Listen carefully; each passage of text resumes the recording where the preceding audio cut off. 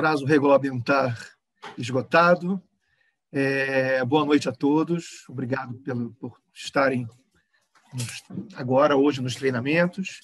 Obrigado, Maria Vitória, por mais uma vez estar dando aula para esse pessoal. Eles estão se esforçando. Está todo mundo bem esforçado, estudando bastante, listas de exercícios. Não vou apresentar mais a Maria Vitória, porque ela já é a segunda vez que ela dá aula para vocês. O apresentador oficial era o Gustavo Rojas, não está aqui, deve ter tido um outro compromisso. E então, mais uma vez, seja bem-vinda, Maria Vitória, é com você. Qualquer coisa que você precisar, é só chamar. Eu estou aqui com a câmera e o microfone desligados, mas atento e acompanhando a sua aula, tá bom? Tá, perfeito. Muito obrigado. Vou compartilhar agora aqui.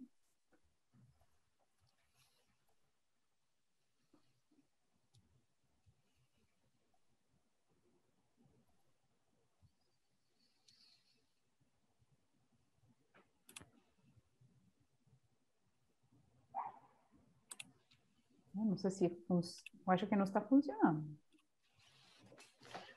No modo apresentação, né? Você quer testar a apresentação? Ele ficou travado aí, né? Ali. Não, olha aí.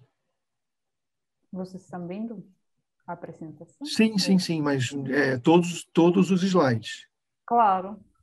Eu vou tentar mais uma vez. Não sei o que está acontecendo. Vou parar.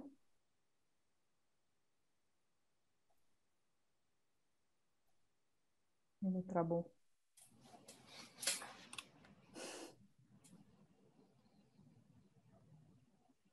Vamos ver agora.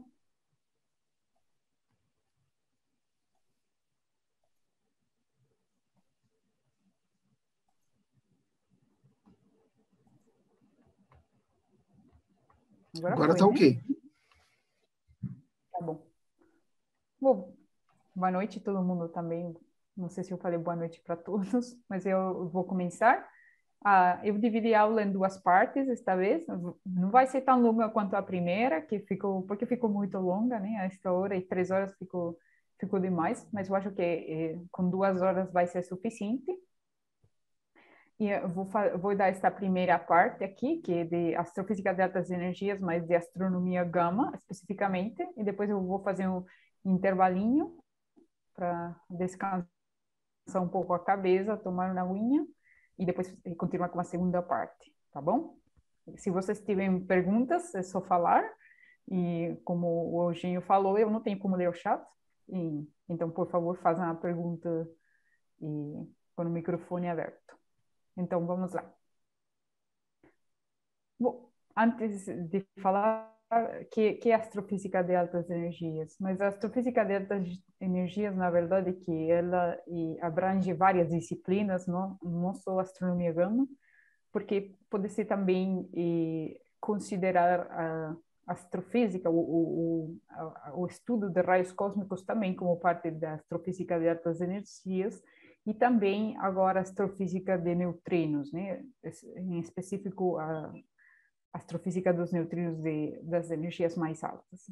Então, nesta parte da aula, vou falar da astronomia gama, e aqui vocês nesta imagem eu estou mostrando a Terra, né? E uma fonte astrofísica, e uma fonte astrofísica que produz produtos, vamos dizer, de altas energias. E estes produtos podem ser fótons gama, né? Neutrinos, que estão aqui, com esta flechinha laranja, vamos dizer, e partículas carregadas que a gente chama de raios cósmicos, que são que não é uma flechinha, vem aqui, está espalhando-se uma partícula carregada, sim? Que tem uma trajetória aqui marcada em azul. Então, podemos ver que dos produtos produzidos por uma fonte de altas energias, podemos ter 3, que são neutrino, os raios gama e os raios cósmicos, mas se a gente quer determinar a direção, por exemplo, da partícula, do raio cósmico aqui, a direção azul, não vai conseguir, né? Porque a direção aparente de onde está provenindo a partícula está dado por esta linha trajejada aqui, mas na verdade que a fonte está aqui, em outro lugar. Então, o que quer dizer isto? Isto quer dizer que as partículas, determinar, por exemplo, a origem da fonte das partículas carregadas é muito complicado, porque elas interagem com os campos magnéticos no meio interestelar, né? Então elas são defletadas. E não vão marcar uma direção reta, direta até a Terra, né? Mas os fótons gama eles podem ser absorvidos, mas não vão ser desviados, e os neutrinos também. Eu vou falar nesta aula de raios gama, de raios cósmicos e de neutrinos. E só para falar que das componentes da astrofísica de altas energias, os raios gama são os que produzem mais, os que são mais fáceis de detectar as fontes, né? Pelo motivo que acabo de falar, eles não são desviados. Então, dá para pelo menos indicar uma região no céu onde eles estão sendo produzidos. Então, vamos novamente ao espectro eletromagnético. Que é o espectro eletromagnético? Bom, a radiação é o mesmo fenômeno que tem diferentes energias dos fótons, vamos dizer, que estão produzidos esta radiação, vai ter uma designação diferente, né? A gente separou, de fato, o espectro eletromagnético em diferentes, vamos dizer, categorias, com nomes, como para radiação de menor energia, chamamos de ondas de rádio, depois das microondas, infravermelho, o visível óptico, o ultravioleta, os raios X, e a porção mais energética do espectro eletromagnético é o que chamamos de raios gama, né? Então, esses raios gama são fótons, são fótons de energia muito alta, é o mesmo que um fóton do visível, né? Mas esse fóton tem energia muito mais alta. E que acontece com estes fótons, né? Bom, também dá para fazer astronomia com estes fótons, como dá para fazer astronomia em todo o espectro eletromagnético.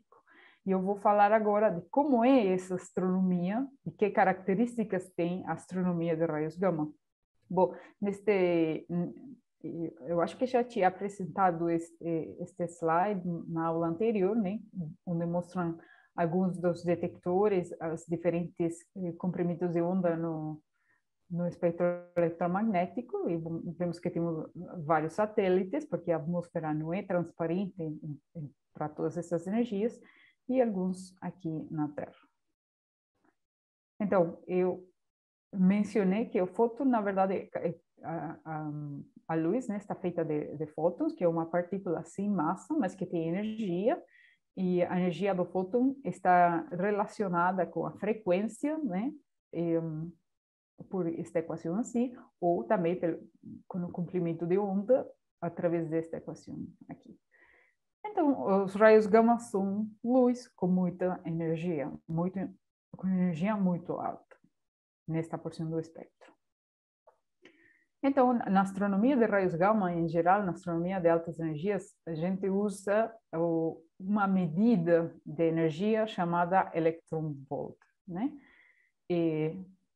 Bom, é simplesmente uma nomenclatura, né? Se diz essa energia que precisa um elétron para ser acelerado numa diferença de potencial. Simplesmente é uma definição.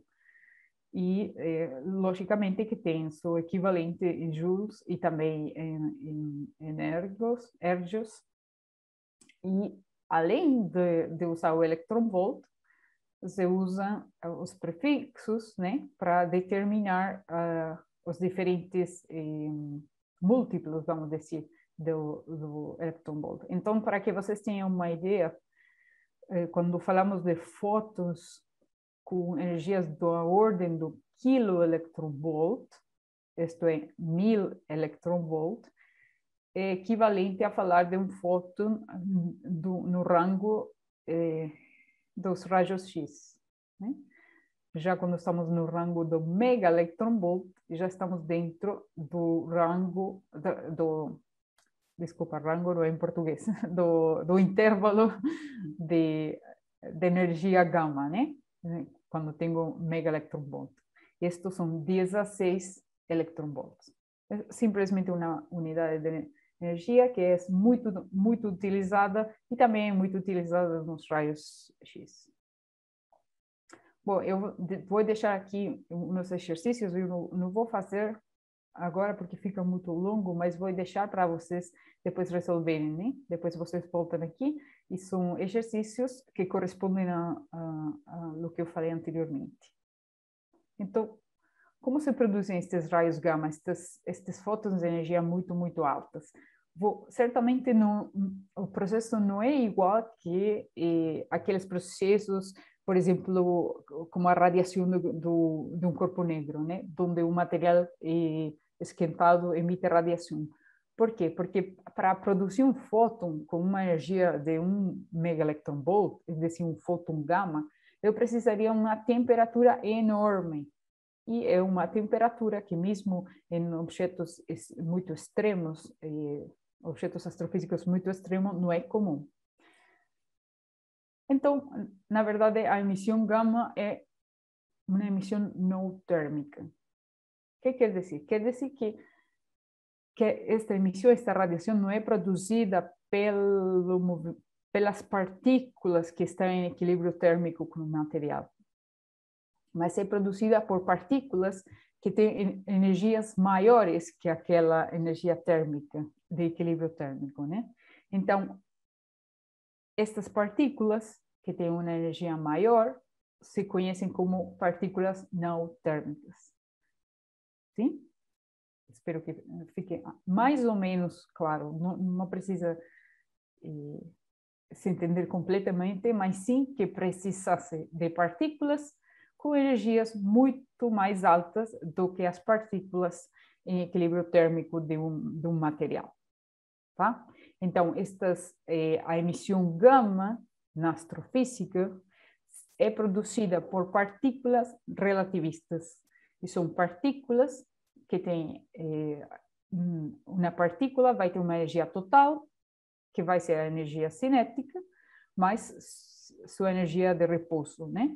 E esta energia de repouso é a massa pela velocidade ao quadrado, tá bom? Então, para que uma partícula seja relativística, tem que ter uma energia maior, uma energia cinética, uma energia de movimento maior que essa energia em repouso. Tá? Então,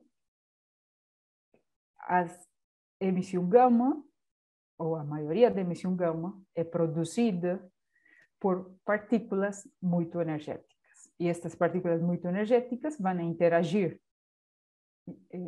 igual que por outros mecanismos, né? Mas como fazem as partículas de menor energia, mas com outros mecanismos para produzir a radiação gama. Então, aqui tem algum... Opa, obrigado. Desculpa, tem uma pergunta aqui no comentário. O Breno perguntou, e como as partículas com energias mais altas conseguiram ser partículas com energias mais altas? Eu vou mencionar isso na segunda parte da aula, tá bom? Pode ser? Pode esperar até a segunda parte? Aí eu vou falar, mas eu vou adiantar aqui, você precisa de um mecanismo para que essas partículas tenham mais energia, né? Precisa acelerar aquelas partículas térmicas para elas virar não térmicas. E como são aceleradas, eu vou falar disso na segunda parte da aula, tá? Obrigada pela pergunta. Então, aqui tem algumas questões para pensar um pouquinho nas energias da energia em repouso para vocês fazerem depois. E vou aqui outra vez o espectro eletromagnético, né? Mas só para mostrar que aqui estão os mensageiros, como fala aqui, do universo extremo, né? A astrofísica de altas energias, né? Que estão os raios gama aqui, os raios cósmicos e os neutrinos. E aqui também continua, logicamente, toda a emissão que detectamos e as mais baixas energias. Então, a detecção dos raios gama, porque aí a gente falou que eles têm energias muito altas e, em geral, a cada astronomia, em cada intervalo do espectro de energia, vai ter uma técnica de detecção específica, né? Assim como tem uma técnica para detecção no espectro visível, tem uma técnica específica no rádio, também vai ter para os raios gama. Então, os raios gama não penetram na atmosfera, ou seja, ainda bem, né? Porque se teríamos esses fótons de energia tão altos, seria muito prejudicial para a saúde da gente. Então, eles não penetram na atmosfera, então o que precisa? Precisa de um satélite ou precisa de muito engenho, vamos dizer, para resolver o problema. E depois vocês vão ver por que estou falando isso daqui a pouco. E também os raios cósmicos têm um problema muito grande, que é o ruído, né? O ruído é a señal, na verdade, o ruído o que vai fazer é contaminar a señal. E neste caso, o que quer dizer com o ruído? Quer dizer que os raios gama que a gente vai detectar, vamos ter um evento de raios gama por cada 100 eventos de raios cósmicos. Que os raios cósmicos são aquelas partículas que também mencionei no começo. Então, imaginem que você quer detectar o raio gama, vai ter por cada evento de raio gama 100 eventos de raios cósmicos. Então, esse é um problema também muito grande com os raios gama para a detecção, e também tem que resolver, né, para ter um evento, né, que dê para separar do ruído produzido pelos raios cósmicos. Então, a técnica de detecção dos raios gama depende da energia do fóton, porque também, como eu mostrei anteriormente, o intervalo de energias gama é muito largo, né? Então, em cada parte daquele intervalo vai ter diferentes técnicas de detecção. E tem dois, por satélites e na Terra, mesmo que eu falei que a atmosfera não é transparente aos raios cósmicos. Então, só para mostrar aqui, estes são quando você quer detectar um raio gama, o que você vai querer é que o raio gama interaja com alguma coisa para poder detectá-lo, né? Se ele não interage, vai só passar. Então, existem diferentes mecanismos que vão ser mais eficientes dependendo da energia do fóton. Então, aqui podemos ver um gráfico que esta é a energia do fóton, sim, em mega electronvolt. Isto é 10 a 6 electronvolts, sim. E vemos que há regiões aqui que está separado. Há 3 regiões diferentes, né, que separam segundo a energia do fóton gama. E aqui estão 3 efeitos que são utilizados para a detecção de raios gama. Tá? Então, as mais baixas energias se utiliza o efeito fotoelétrico, para energias da ordem da megaelectronvolt se utiliza o efeito Compton, e para energias da ordem dos centos de megaelectronvolt se usa a criação de pares. Eu vou falar um pouquinho disto, porque seguramente, ou eu não sei se vocês estão familiarizados com cada um destes efeitos, mas são muito interessantes em si mesmos, porque quando você aumenta a energia do fóton, as probabilidades de ele fazer coisas, vamos dizer, aumentam. Porque como ele tem mais energia disponível, ele interage de outro jeito com a matéria, né? Então, o primeiro dos efeitos é o efeito fotoelétrico. Só para falar, né, este é tão importante que o Albert Einstein ganhou o prêmio Nobel pela descoberta e pela explicação do efeito fotoelétrico. Então, o que fala este efeito? O que aconteceu? Bom, temos um metal, né, que é iluminado por luz, por radiação muito energética, e se colocamos um detector aqui de corrente, vamos detectar uma corrente. É decir, que temos um metal, o metal é iluminado e vamos detectar uma corrente. Então, o que está acontecendo aqui? O que está acontecendo é que esta radiação incidente está arrancando os elétrons do metal. E uma coisa muito importante que descobriu o Albert Einstein, também para descrever o fenômeno, é que a energia destes elétrons que saem aqui não depende da intensidade da radiação que estou apontando ao metal. Não depende da intensidade. Eu posso aumentar tudo o que eu quiser, mas a energia máxima destes eletrões, que são arrancados do metal, não vai mudar. Mas o que ele descobriu é que se mudava com a energia dos fótons da radiação.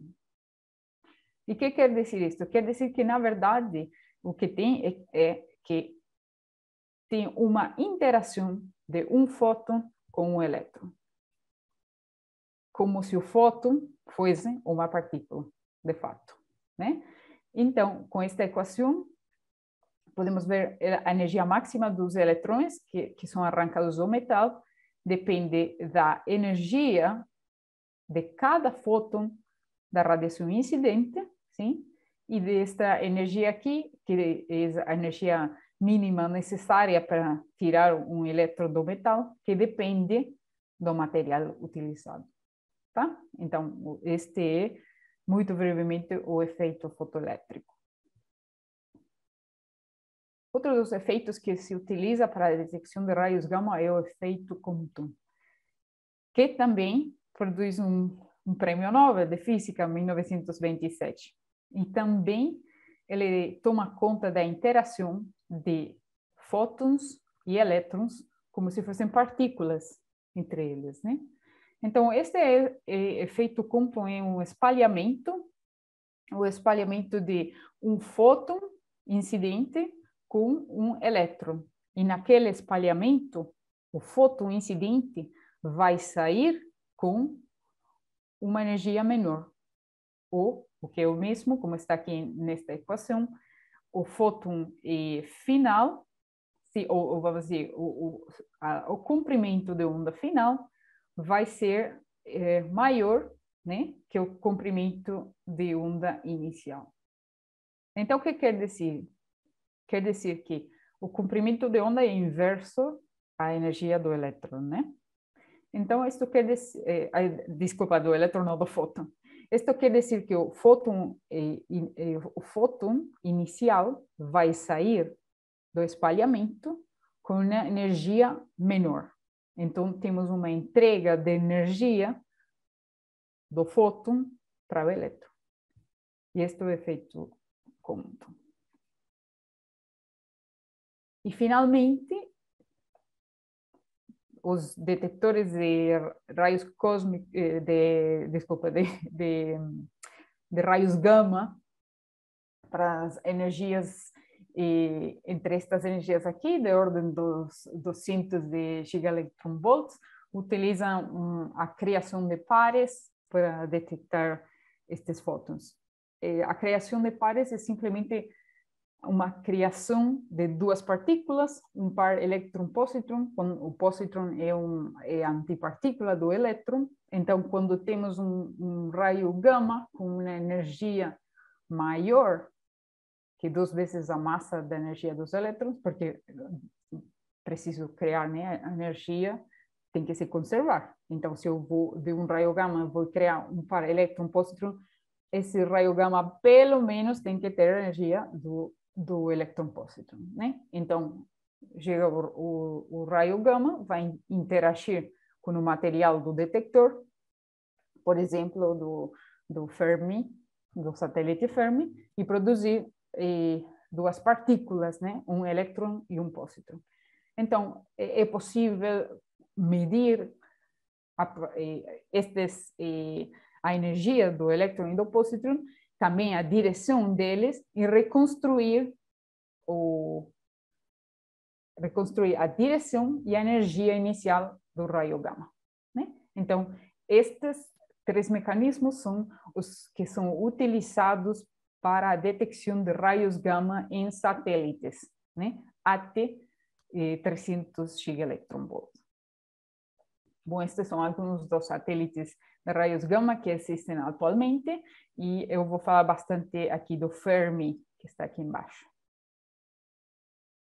Então, aqui vemos, por exemplo, o Egret era o satélite anterior que existia antes do Fermi, e podemos ver a evolução, a projeção do mapa da detecção, né, das fontes do Fermi. Podemos ver como tem evoluído o número de fontes, né, e a resolução também em 9 anos de funcionamento do Fermi. E, de fato, eu tenho aqui o mapa mais nítido em raios gama até o momento, que foi produzido por astrofísicos brasileiros na USP, que saiu faz pouco tempo publicado. E, bom, é um avanço extraordinário em raios gama, devido a este satélite Fermi, que está atualmente em órbita. E aqui neste mapa, o azul, né, corresponde aos raios gama mais altos, como pode ver-se aqui, nessas estruturas. Não sei se vocês conseguem enxergar. Essa estrutura conhece-se como as bolhas de Fermi Bubbles, né? E depois, os raios gama de energia mais baixas estão aqui em vermelho.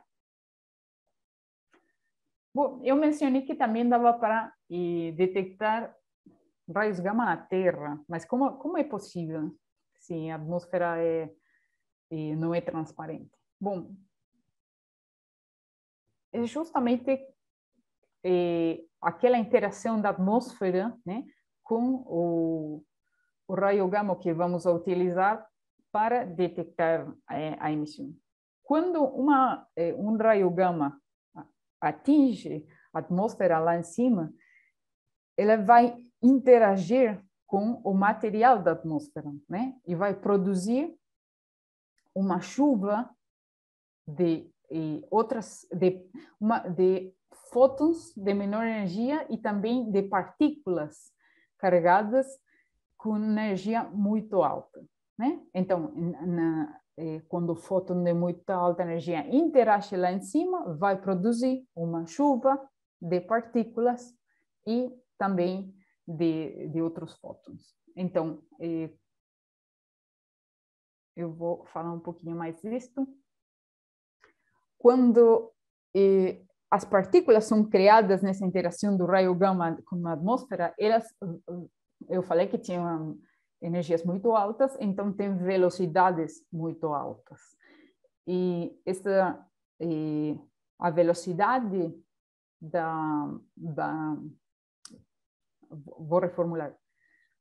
Quando estas partículas estão viajando no meio, e elas podem se mexer a uma velocidade maior que a velocidade da luz nesse meio, né? E este não tem nenhum problema, por quê? Porque a velocidade da luz no meio material é menor que a velocidade da luz no vácuo, né? Então, não tem problema, não é que isto está violando algum princípio da relatividade. Mas isso acontece na atmosfera. As partículas que são produzidas nessa interação do raio gama com a atmosfera vão ter velocidades maiores que a velocidade da luz naquele meio, que o meio é a atmosfera. Nessas condições se produz uma radiação. Essa radiação é chamada de radiação Cherenkov, ou luz Cherenkov, e também produz um prêmio Nobel, né? Quando foi interpretada e descoberta esta interação. Um exemplo de radiação Cherenkov se produz nos reatores nucleares, que têm elétrons muito energéticos se mexendo na água e produzem esta luz azul que vemos aqui, por exemplo. Tá? Então, na atmosfera também se produz esta radiação azul. Só que, eu vou voltar aqui. Então, como fazemos para detectá-la? Tá? Então, se eu fico olhando para o céu, vou conseguir ver esta radiação que produzem as partículas quando se mexem na velocidade muito alta na atmosfera? A boa resposta é não. A gente teria que passar 60 anos olhando para o céu para poder enxergar só uma destes pulsos de luz, e além que são muito rápidos, né, de luz Cherenkov. Mas a gente pode construir telescópios que se consigam detectar esta radiação. E estes telescópios se conhecem como telescópios Cherenkov. Então, normalmente, é mais eficiente ter um monte de telescópios Cherenkov que estão detectando este pulso de luz muito rápido azul que é produzida nessas chuvas de partículas quando um raio gama interage. Então, a partir daquela luzinha Cherenkov, daquele pulso azul, dá para reconstruir, né, o raio gama inicial que produz toda aquela chuva de partículas. É uma coisa maravilhosa da tecnologia, um avanço enorme, e atualmente a tecnologia e a detecção da emissão Cherenkov se utiliza também para detectar raios cósmicos e neutrinos. Eu vou falar disso na segunda parte da aula. Então, existem vários desses telescópios Cherenkov em funcionamento atualmente, como são o MAGIC, este fica em Espanha, em Tenerife, na verdade, RES, que fica em África, na Namíbia, o VERITAS, que fica nos Estados Unidos, e estes são telescópios Cherenkov, e também se utilizam tanques de água, onde as partículas interagem com o material nesta água muito pura, e dentro destes tanques de água vão ter fotomultiplicadores que vão detectar também aquela radiação. Eu vou falar um pouquinho mais disto, porque também estes tanques de água se utilizam para a detecção de raios cósmicos, de partículas, né? Mas só para mencionar que também existem telescópios que usam, além dos telescópios Cherenkov, também usam água, tanques de água. Bom, aqui tem alguns exercícios para depois vocês fazerem, para ver se entenderam os mecanismos de detecção de raios gama, as diferentes energias. E vamos a uma parte muito divertida, que é quais são os mecanismos de radiação, né? Se não é um gás quente o que produz esta radiação gama, o que é? Bom, precisamos de dois ingredientes: as partículas muito energéticas, as partículas relativistas, e alvos para que estas partículas interajam. Então, um dos mecanismos muito comuns no universo é a emissão síncrotron, que é a interação de partículas, das partículas estas muito energéticas, com um campo magnético. Nesta interação, a radiação é produzida. A gente também comentou um pouquinho disto na aula passada, né? E aqui vemos esta perda de energia da partícula, né? Que vai produzir um fóton, sim?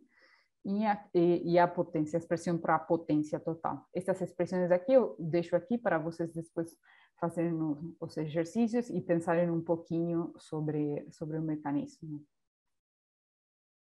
Depois, eu mencionei que existia aquele espalhamento Compton, né? mas também existe o espalhamento Compton inverso. Neste caso, tem uma partícula muito energética, um elétron, que vai interagir com um fóton de menor energia. Naquele caso, o elétron vai ser quem vai dar parte de sua energia ao fóton, né? Então, nesse caso, eu posso ter, por exemplo, no universo, eu tenho um elétron muito energético que interage com um fóton infravermelho, por exemplo. Depois da interação, aquele fóton infravermelho pode ter energias gama, ou seja, que o elétron pode dar um monte de energia a esse fóton, né? E por isso que é inverso, Compton inverso, porque neste caso é o elétron quem vai dar energia ao fóton. E isto acontece justamente quando a partícula, o elétron, é relativista. Este é um mecanismo que produz um monte da radiação gama detectada proveniente de elétrons, né? E aqui, novamente, eu deixo para vocês esta equação, que é a perda de energia do elétron, sim? Para vocês fazerem os exercícios. Bom, nos outros dois mecanismos eu falei mais do elétrons, mas também temos prótons, né? Por exemplo, os prótons são hadrões, né? E os prótons não são partículas fundamentais. Então, quando eles interagem, eles têm mecanismos um pouco mais complexos, porque vão produzir, além de radiação, vão produzir outras partículas. Então, por exemplo, no processo hadrônico, aqui, desculpa que parece um pouco complexo, mas é complexo. Então, tenho, por exemplo, um próton muito energético interagindo com outro próton e vai produzir mais prótons e outro tipo de partículas que se chamam piões. Os piões carregados também vão produzir outras partículas em chuvas e cascatas parecidas com o que eu mostrei que acontece na atmosfera. Mas aqui o que é importante é que estes piões neutros, ao fim das contas, vão produzir raios gama. Então, um próton muito energético pode interagir com um próton que não energético, um próton da matéria em uma fonte astrofísica. Então, tem o próton muito energético que interage com o gás, por exemplo, uma nuvem de gás, e vai produzir emissão gama nessa interação. E além de outros produtos, como neutrinos, né? Aqui estão os neutrinos, só menciono aqui porque eu vou falar deles na próxima aula. Então, outro mecanismo que produz também muitas dos processos hadrônicos é quando tem um próton muito energético também interagindo com um fóton de menor energia, um fóton que não é um fotogama, e naquela interação também vão se produzir um monte de partículas, de piões e também de raios gama, né? Esses são os processos hadrônicos que são produzidos por prótons muito energéticos. Existem outros mecanismos também, mas esses são os principais. Aqui eu vou deixar só algumas questões para vocês resolverem. Dos processos hadrônicos não, porque são muito complexos, mas é bom que vocês tenham uma ideia, né, de que eles existem, né, e que os prótons muito energéticos produzem neutrinos e raios gama. Então, quais são as fontes astrofísicas de raios gama? E temos remanescentes de supernovas na galáxia, né? Púlsares, microquasares, colliding wind binaries, que são binárias com colisões de eventos. Temos surtos de raios gama ou gamma rivers extragalácticos e active galactic nuclei ou núcleos ativos de galáxias, em português. Estes últimos aqui são de origem extragaláctica e os outros principalmente de origem galáctica. Eu vou falar brevemente de alguns, porque também é uma parte super interessante. Os remanescentes de supernova são bom, sabemos que em determinadas circunstâncias, as estrelas muito massivas vão sofrer uma explosão de supernova, e naquela explosão, as camadas da estrela vão explodir e se expandir a uma velocidade muito grande. Aquela expansão vai durar muito tempo e vai modificar os derredores da estrela e produzir um monte de radiação e um monte de fenômenos sumamente interessantes, e aquela expansão do material é o que se conhece como remanescente de supernova. Sim? Não está falando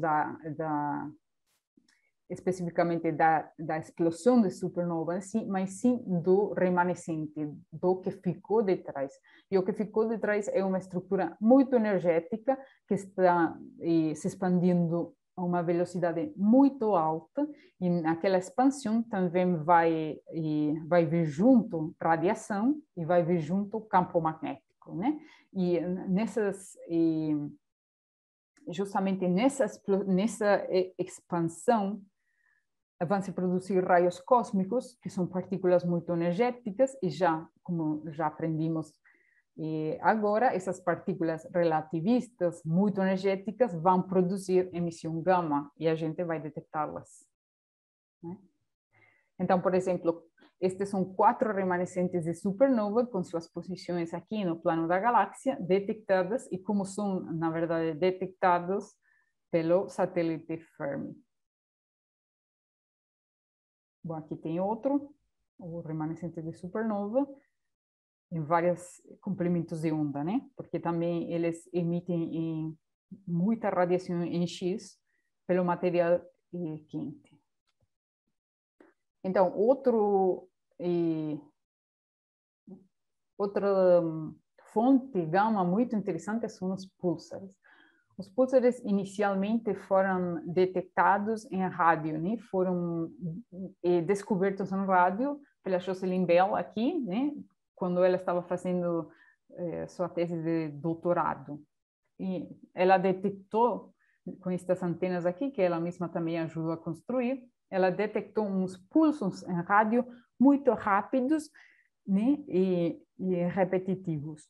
E no começo, eles achavam que estas señales, né, señales extraterrestres produzidas por inteligência artificial, e alguns destes, os primeiros, foram denominados como Little Green Men, LGM, né, por causa disso, mas rapidamente eles descobriram que tratava-se, na verdade, de um fenômeno astrofísico natural. E qual é a origem desses pulsos? Então, o que está produzindo os pulsos, na verdade, é um objeto muito compacto, né? Muito compacto, mas que gira muito rápido, mas tem uma espécie de jato de partículas e de emissão, né? E quando aquele jato aponta na nossa direção, a gente vai detectar a emissão, né? Como está aqui nesse esqueminha, né? Então, imaginem que quanto mais compacto é o objeto e mais rápido ele gira, mais repetitivos vão ser os pulsos que a gente vai detectar. Este objeto central, na verdade, é uma estrela de nêutrons. Uma estrela de nêutrons é um objeto compacto, é o produto final da evolução de uma estrela muito massiva, né? E este jato, vamos dizer, o farol, né? Porque é muito similar com o farol, e na verdade são partículas, né? E muito energéticas, que também produzem a emissão síncrotron, por exemplo, e que é detectada em forma de pulsos. Os pulsares, além de produzir emissão em rádio, também produzem emissão gama, né?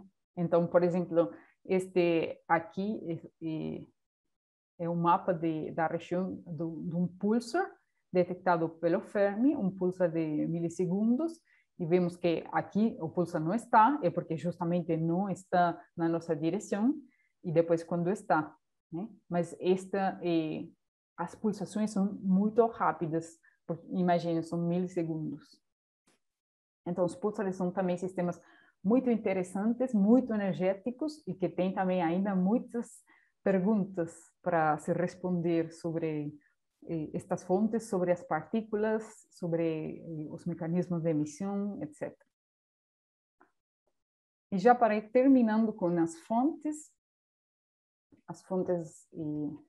de emissão gama, as fontes mais extragalácticas mais numerosas, vamos dizer, são os núcleos ativos de galáxias, ou AGN em inglês. Eles são galáxias, né, ativos, com núcleos ativos. O que é um núcleo ativo? Um núcleo ativo, na verdade, é quando você se acha que nestes sistemas, estas galáxias, no interior delas, no núcleo delas, tem um supermassive black hole, como é black hole em português? Buraco negro. Isso, obrigado.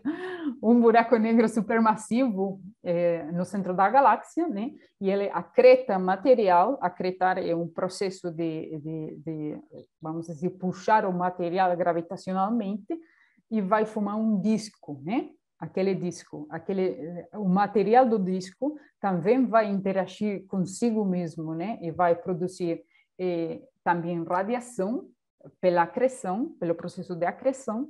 E também vai produzir, nessa interação do material do disco e também com a parte exterior do buraco negro, vai produzir jatos de matéria, né? Jatos muito energéticos, com uma velocidade muito, muito grande. São jatos relativistas, né? Como estão aqui neste esqueminha. Então, no esqueminha, no centro, teríamos o buraco negro supermassivo, o disco, né? Do material que está caindo lá, e os jatos. Então, se descobriu, depois de muito, muito tempo, que fenômenos diferentes e fontes diferentes, chamadas de blazar, quasar e radiogalaxy, na verdade, são a mesma fonte astrofísica, mas observada de diferentes ângulos, né? Então, como podemos ver nesta imagem, se o jato do núcleo ativo da galáxia está na nossa direção, esta fonte se conhecia e atualmente também como blazar, né? Eu estou vendo o jato completo. Se eu estou vendo com um ângulo aqui, né, direto na direção do interior, vamos dizer, chama-se quasar. E quasar é porque quasi-stellar object, no começo, nos espectros ópticos, parecia com uma estrela, vamos dizer, o espectro, né? E isto tem que pensar que toda esta informação se construiu durante muito tempo e também utilizando a emissão em muitos comprimentos de onda. E depois, finalmente, a radiogaláxia, né? Que é quando estou olhando nesta direção, vendo diretamente o disco, tá bom? Então, estes sistemas que já se conheciam pela emissão, porque eles emitem em rádio, emitem em óptico, e eles já se conheciam, se descobriu que também produzem emissão gama. Emissão gama muito energética e também depende a emissão vai depender também da direção em que estou observando o AGN. Eles são candidatos também a produzir partículas muito energéticas. Eu vou mencionar eles também na próxima aula. Professora, sim. Posso fazer uma pergunta? Claro. Por que a emissão ocorre nos polos da galáxia, ou do buraco negro? Por que ela está ocorrendo justamente no polo? Na verdade, o que você tem é naquela direção vai ter um jato, né? Esse jato, na verdade, são partículas muito energéticas. Essa é uma estrutura que se forma na interação dos campos magnéticos, né? Esse jato lá no centro do campo magnético do disco, aquele que eu falei, tá bom? Então, como toda a estrutura está girando por um mecanismo, se formam estes jatos, que são estruturas muito colimadas num ângulo muito pequeno, tá? Onde partículas se aceleram a velocidades muito altas, tá? Então são partículas, na verdade, e aquelas partículas vão interagir no jato mesmo e produzir emissão, tá? Uma dos mecanismos mais esperados nesses jatos é a emissão síncrotron, porque vou ter elétrons lá mesmo que vão interagir com o campo magnético no mesmo jato e produzir emissão, tá? Tá certo, obrigado. De nada. Então, na nossa galáxia temos a versão miniatura desses quásares, que são os microquásares. E também levou algum tempo para os pesquisadores repararem que também tratava-se de estes sistemas observados na nossa própria galáxia, eram versões miniatura, né? Miniatura em escala, destes AGNs. Então, que temos no microquasar? O microquasar, primeiro, é uma fonte galáctica e uma fonte de tamanho estelar. Então, neste caso, vou ter um objeto compacto, que pode ser uma estrela de nêutrons ou um buraco negro de massa estelar, sim? E vou ter uma estrela companheira, e o buraco negro ou estrela de nêutron, o objeto compacto, na verdade, vai puxar a matéria da estrela, né? Essa estrela, normalmente, neste sistema, são estrelas muito massivas, com muito vento e muito material. Então, este material vai formar um disco também. Então, vejam que já temos também os mesmos elementos que no EGN. Temos um objeto compacto no centro, temos um disco de matéria. Essa matéria também vai interagir entre elas, vai produzir emissão, em geral, em raios X, neste sistema, porque vai estar muito quente o material, e também nas interações do campo magnético lá dentro do disco, mais a rotação, vai produzir um jato também de partículas muito energéticas. Então, vemos que a estrutura é muito similar e também o espectro que a gente vai observar deste sistema vai ser muito diferente segundo o ângulo, né, em que estamos fazendo a observação, né? Se a gente observa diretamente do jato, o que mais vai perceber vai ser a emissão do jato, logicamente, né? No mesmo na parte do disco, que vai emitir raios X, e uma componente que não tem o EGN, neste caso, é essa estrela. Estes sistemas são também emissores gama, né? Então, é outra fonte de raios gama, mas neste caso galáctica. Então, já na primeira parte já passou, vou parar de compartilhar aqui. Alguém quer fazer alguma pergunta sobre isto antes de fazer um intervalo? Igual depois, antes de terminar a aula, vamos dar uma repassadinha de tudo. Tem alguma pergunta? Tá. Então, vamos fazer um intervalo de 5 minutos só, e aí a gente volta. Tá bom, eu vou dar uma pausa na gravação. Tá. Quando você voltar, ótimo, você me avisa que eu ponho para gravar de novo. Tá bom. Vamos voltar às 20h08, tá bom? Aí fica marcado. Tá, vamos lá, se não fica muito tarde. Vamos na... Pronto, pode continuar. Tá. Vamos ver.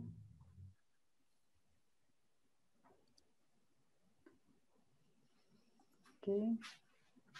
E agora, vou dar um share. Como é que funciona?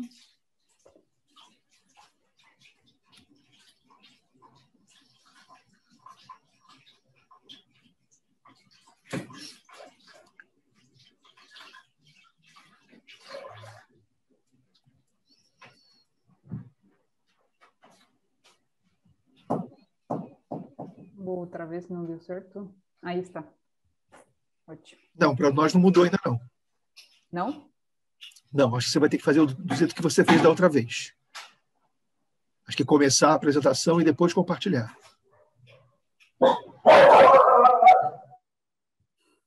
A ver.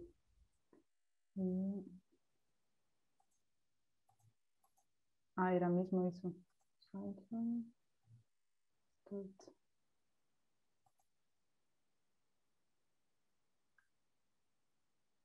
Eu não sei como fez.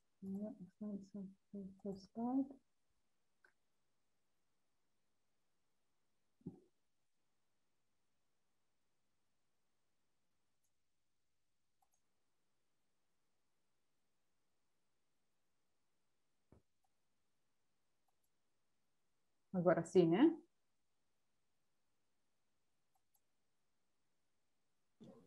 Não, ainda não. Nossa.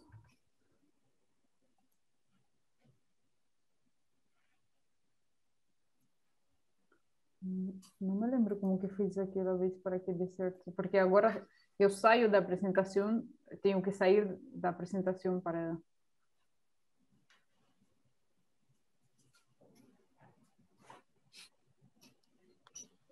Da outra vez, quando você colocou a apresentação, Sim. ela já apareceu logo na primeira tela, Sim. na tela inicial. Quer dizer, você já tinha aberto a apresentação. Exato. Já tinha colocado em modo de apresentação. Claro, mas eu não sei como fiz, porque se eu estou em modo apresentação, eu perco a tela.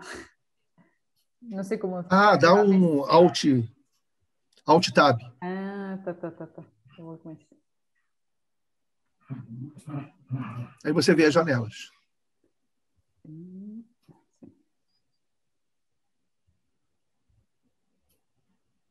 Ótimo. Aqui. Tinha que ser esse daqui.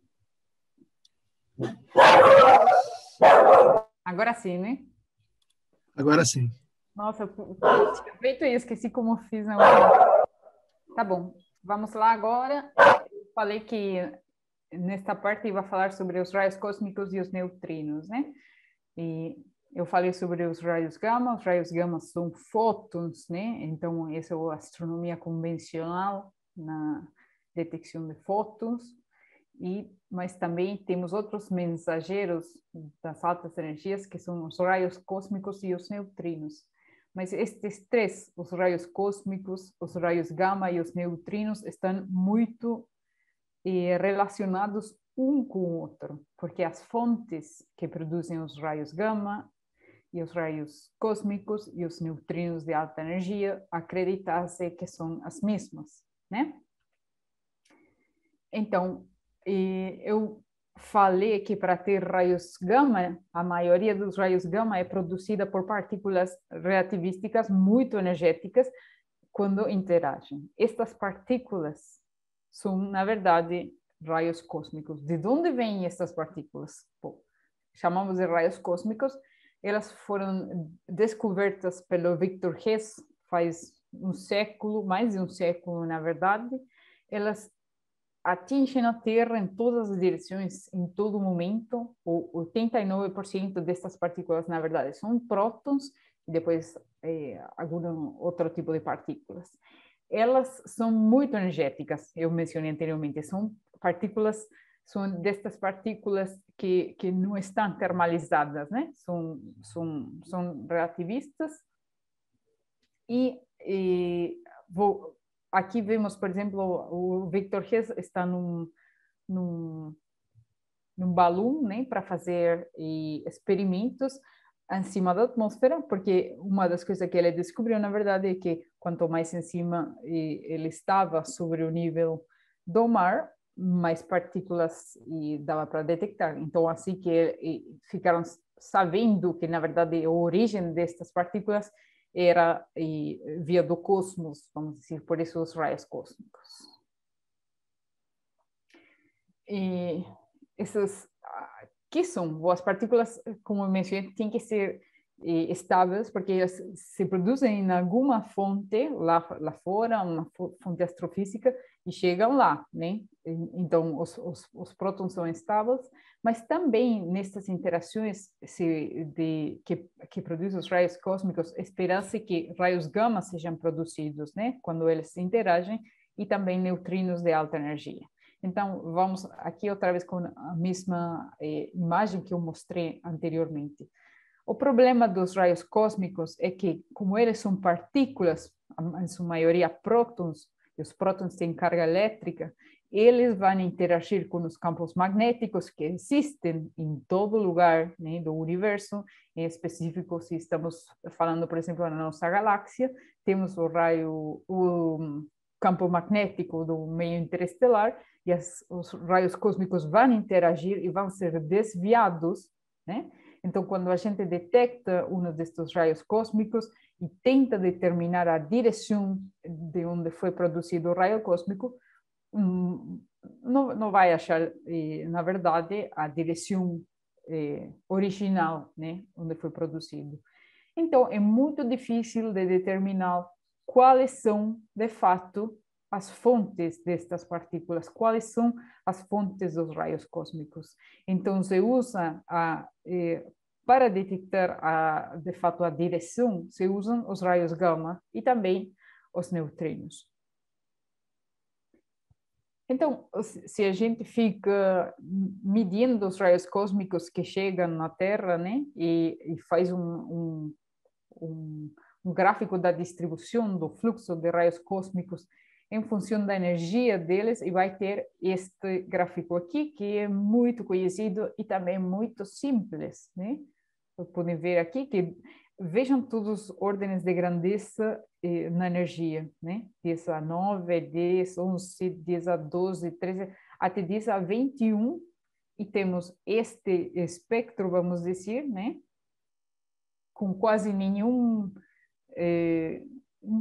desviação, né, de uma linha reta. Esta linha reta se conhece como uma lei de potência, né? Porque a forma dela é a energia, né, numa potência negativa. Nesta parte, em específico, do espectro dos raios cósmicos, a lei de potência, né, tem um índice de 2,7. O índice é este índice aqui, né, da exponencial da energia aqui. Então, uma coisa muito que dá para a informação imediata que podemos tirar deste fluxo de raios cósmicos é que temos muitos raios cósmicos de baixa energia, né, e poucos raios cósmicos de alta energia, né? Isso é a informação básica que podemos tirar de uma lei de potências, né? Então, por exemplo, nesta região do espectro aqui, temos uma partícula por metro quadrado por segundo, um monte de eventos, né, que chegam na Terra, mas aqui, a energia da ordem de 10 a 15 electronvolts, temos uma partícula por metro quadrado por ano, né? Vejam a diferença enorme. Então, é muito mais fácil quando a gente que vai querer fazer para estudar os raios cósmicos, o primeiro é detectá-los, né? Observar eles. Então, vamos ver que uma coisa principal que sai daqui é que vai ser muito mais fácil detectar partículas, os raios cósmicos de baixa energia, e bem difícil detectar aqueles de altas energias, simplesmente porque os eventos são menos, temos menos partículas nas altas energias. Os mecanismos que estão produzindo elas produzem menos partículas de altas energias. Então, eles também não penetram na atmosfera os raios cósmicos, né? Elas são partículas muito energéticas, e igual que os raios gama iriam nos fazer, iriam ser muito ruins para a nossa saúde. De fato, os astronautas, quando estão lá fora, têm que ter muito cuidado dos efeitos da radiação dos raios cósmicos. Então, igual que um raio gama de muita energia, quando estas partículas colisionam com a atmosfera, lá na Terra, vão produzir também uma chuva de partículas e de outros fótons, né? Então, para a gente detectar os raios cósmicos na superfície da Terra, igual que a gente faz com os raios gama, precisa estudar estes subprodutos, vamos dizer, que se produzem quando as partículas carregadas interagem lá em cima com a atmosfera. Já mencionei isso, que é similar para os raios gama de altas energias, né? Com energias maiores a 100 gigaelectronvolt, no caso dos raios gama. Então, os raios cósmicos são partículas muito energéticas, a maioria delas tem uma carga elétrica. Eu falo são partículas, quer dizer que são partículas com massa, né? Os raios gama, esta aclaração, são fótons muito energéticos também, né? Mas estes são fótons, são partículas, mas sem massa, tá bom? Então, os raios gama são produzidos quando os raios cósmicos interagem com campos alvos nas fontes astrofísicas. Ou também, né, quando os raios cósmicos interagem com campos alvos na trajetória até nós, né, como o material do meio interestelar, uma nuvem, o campo magnético do meio interestelar. Então, para detectar eles, já mencionei, temos que estudar os subprodutos. Um jeito também de estudar eles, igual que os raios gama, é usar a atmosfera como o detector, né? A partícula interage lá em cima, vai produzir chuva de partículas e também de outros fótons, de outras energias. Então, igual que sempre, se eu quero aumentar o número de eventos detectados, né? E isso vai depender do fluxo, da área do detector e do tempo que eu esteja detectando. Então, o que acontece quando o fluxo é baixo? Por exemplo, o problema de detectar raios cósmicos de energia muito alta. Para aumentar o número de eventos, o número de fluxo, não posso mexer com isso, porque isso vem da natureza, né, de quantas partículas que são produzidas, mas eu posso mexer com a área, eu posso mexer com o tempo de integração. Então, estes detectores que vão ter em comum vai ser que vai ter uma área muito grande, né, de coleção, e vão ter que ter um tempo de trabalho, vamos dizer, o duty cycle, um tempo onde eles possam coletar os eventos muito alto, né? Então, um dos detectores de raios cósmicos maiores que existe é o Observatório Pierre-Auger. Ele está funcionando faz muito tempo também, muitos anos, e ele foi ampliado também. E tem na verdade, que parece bastante simples a ideia, mas é enorme, né?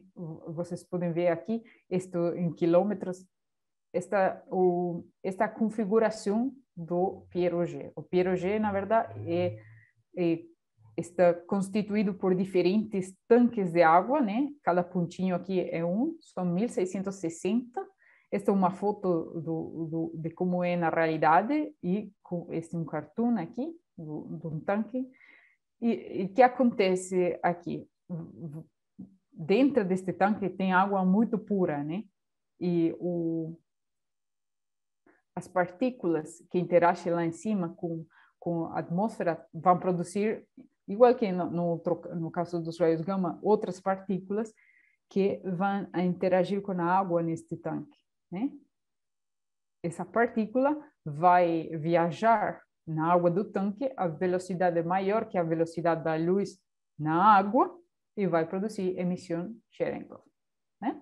Aquela emissão que mencionei anteriormente também. Então, dentro do tanque vai ter um detector daquela luz, né? Este tanque é completamente escuro e só vai detectar os eventos que são produzidos pelos raios cósmicos. E parece muito simples, mas na verdade vocês têm que pensar que depois dessa detecção você tem que ser capaz de reconstruir o caminho para trás, né, de aquela partícula que produz essa luz, até obter a direção e a energia original do raio cósmico que que atingiu na atmosfera, mas é uma tecnologia incrível e bom, eu acho magnífico, né, que a gente consiga fazer essas coisas, no mesmo que na detecção de fótons e gama de muita alta energia utilizando aqueles telescópios Cherenkov. Então, o Observatório Piaget, na verdade, tem dois mecanismos de detecção, né? Estes tanques, você vê que cobrem uma área enorme e também o tempo em que eles estão ativos é o tempo todo, porque eles, de fato, até têm um painelzinho solar aqui, então eles já têm a limitação de energia própria, e como é fechado, o tanque não depende das condições do céu, das condições atmosféricas, nada, ele está todo o tempo coletando informação. E também tem umas antenas, né, que se chamam detectores de fluorescência, que estão aqui, tem 1, 2, 3, 4 que estão aqui marcados em azul, né? Então, vocês veem que ele como é o nome dele, ele detecta a fluorescência que produz o nitrogênio na atmosfera quando é atingido pela chuva de raios cósmicos, né? Então, mas estes detectores são complementares, né? Mas eles não funcionam o tempo todo porque precisam, como detectam a luz, né? Precisa que a noite esteja escura, então depende da lua, etc. Então, esse é o Observatório Piaget e é um jeito de medir, detectar e estudar os raios cósmicos que atingem a Terra. Então, onde se produzem e como se produzem estas partículas? Temos os raios cósmicos, que são partículas muito energéticas e elas originalmente eram partículas, vamos dizer, termalizadas e que foram aceleradas, né? Quando uma partícula é acelerada, ganha energia. Então, estas partículas não térmicas e as partículas relativísticas são partículas que foram aceleradas por algum mecanismo que deu para elas aquela energia, tá bom? Então, no caso dos raios cósmicos de energia mais baixas, acredita-se que vem do Sol.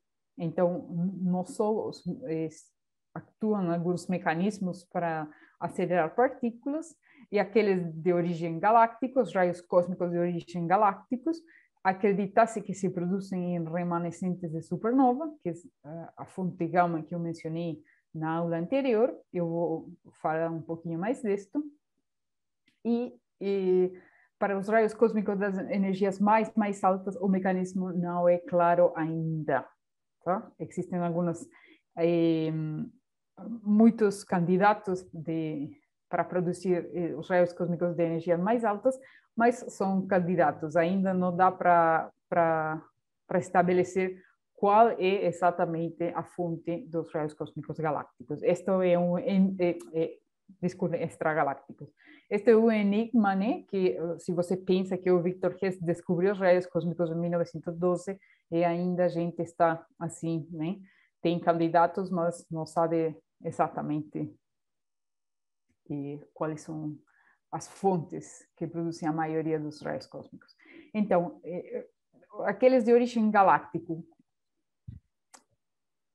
acredita-se que os raios cósmicos com energias da ordem até 10 a 15 electronvolts são produzidos na galáxia, né, em um processo conhecido como aceleração em ondas de choque, em remanescentes de supernova. Então, num remanescente de supernova, eu falei que após a explosão, as camadas das estrelas estão se expandindo a uma velocidade muito alta, né?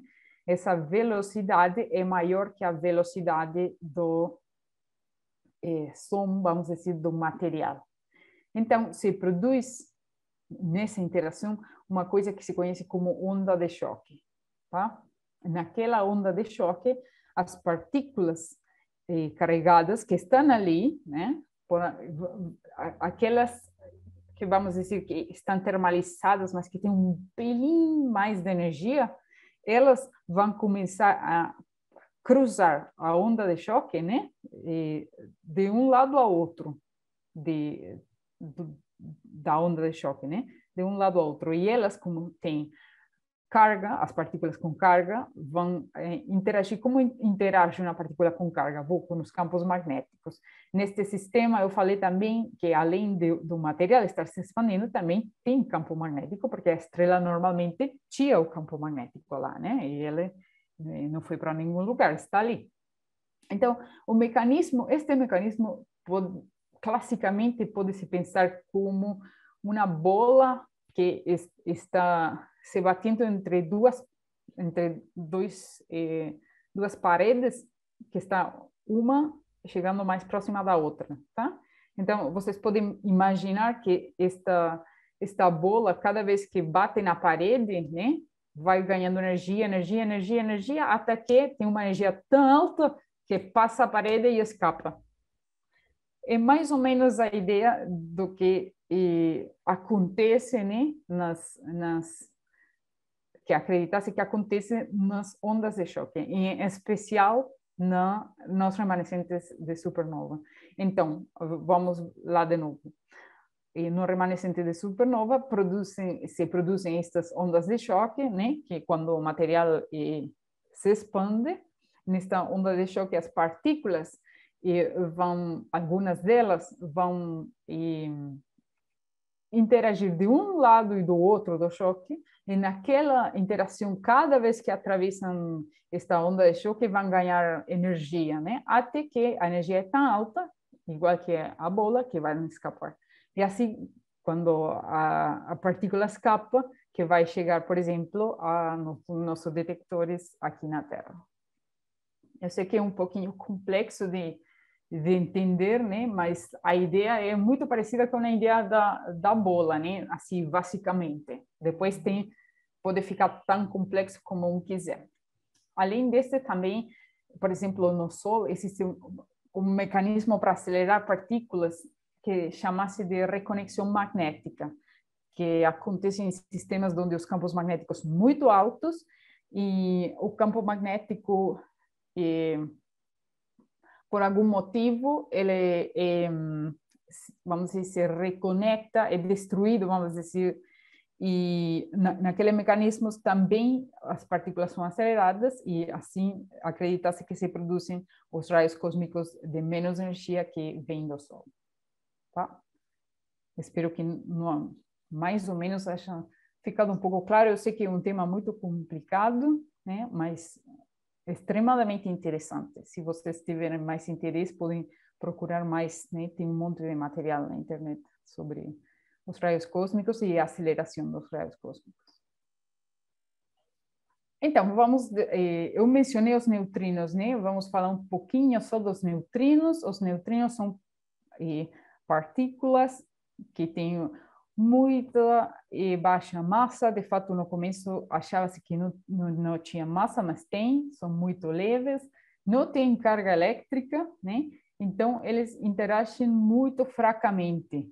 Então, já vimos que para detectar raios gama, para detectar raios cósmicos, a gente precisa que tanto as partículas quanto os fótons tenham interações, né, com a atmosfera, com a água, etc., para poder detectá-los. Bom, no caso dos neutrinos, é muito complicado, porque eles não gostam muito de interagir.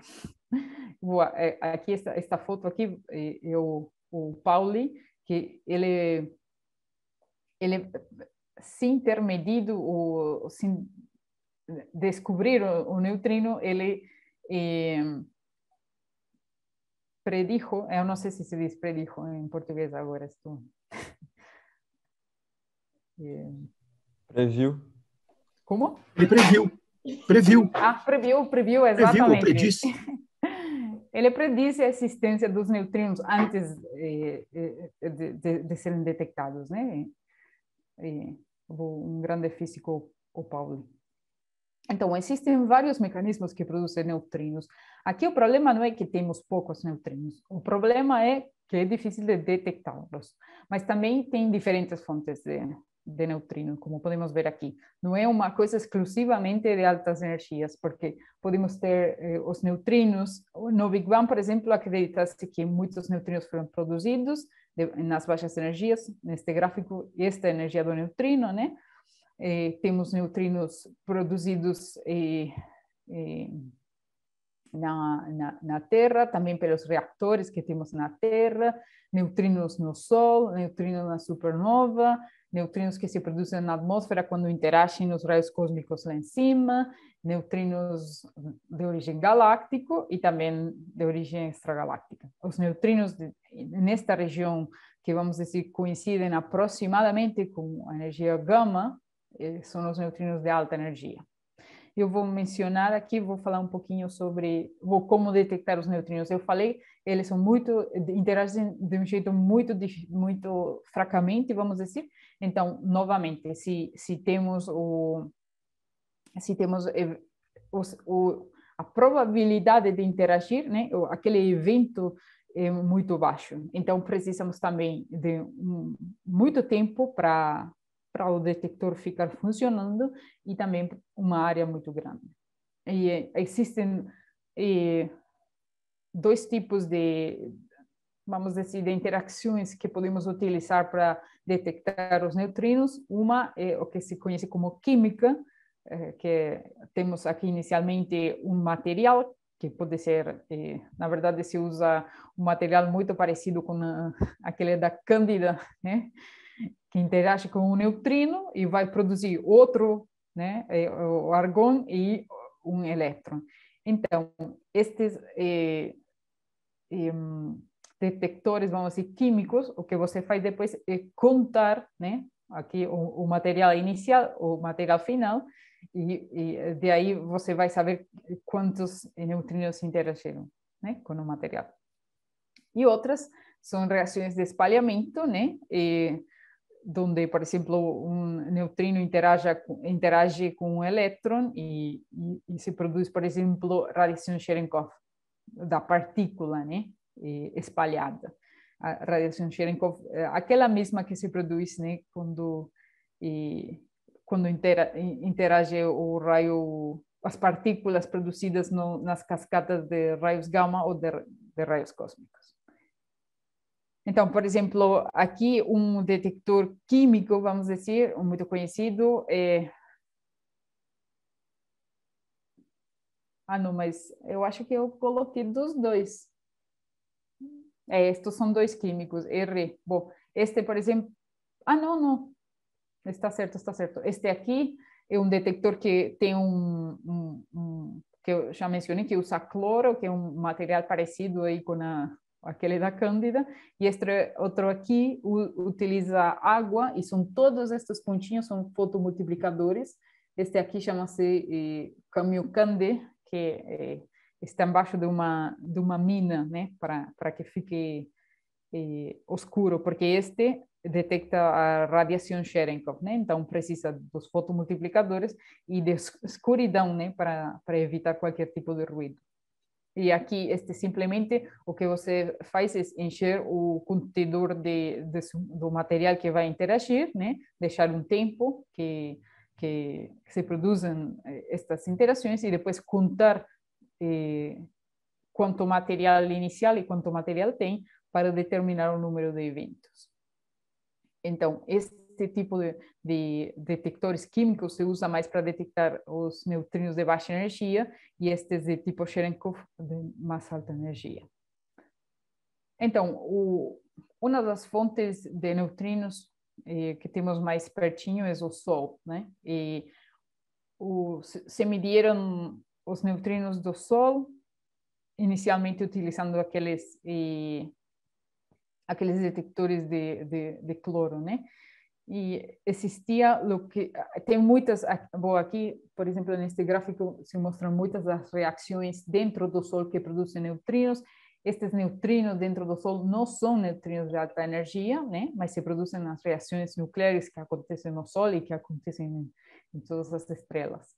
Então, existia um modelo muito bom sobre a predição dos neutrinos que iriam se esperar do Sol, e quando se fez a medição, se viu que havia a medição a detecção dos neutrinos, né, do Sol era muito menor que aquela do modelo solar.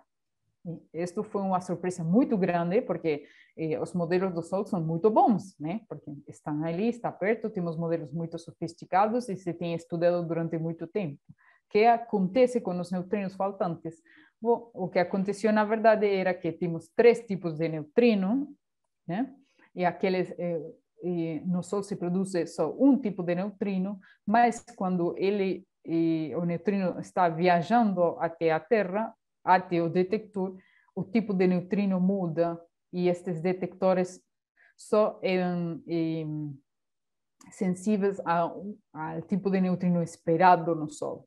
Então, o que se descobriu com o problema dos neutrinos do Sol? Que, na verdade, não é um problema, o modelo estava bem, mas se aprendeu que os neutrinos, eles têm 3 tipos e eles mudam. E essa mudança que eles sofrem é possível só se eles têm massa. Então, isso também confirmou que os neutrinos têm massa. Então, eu acho isso uma descoberta maravilhosa que vem através dos modelos do Sol, né? Um detector de neutrinos e também a física de partículas. Incrível. Então, o problema dos neutrinos do Sol, na verdade, foi resolto, e quando foi resolto, também foram resoltos outros problemas da física de partículas. Outras fontes de neutrinos, não de altas energias, são a supernova.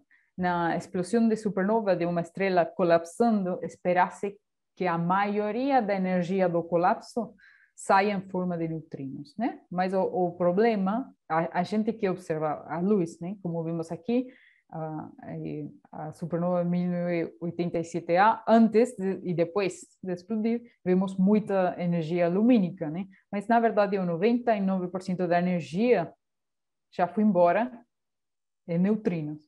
E os neutrinos viajam quase sem ser perturbados, e os neutrinos desta supernova foram detectados aqui na Terra horas antes de ser detectada a explosão. Mas que isto é muito interessante, que a única supernova, os únicos neutrinos que foram detectados são desta supernova, apesar de que a maioria da energia da explosão vem sai em forma de neutrinos, né?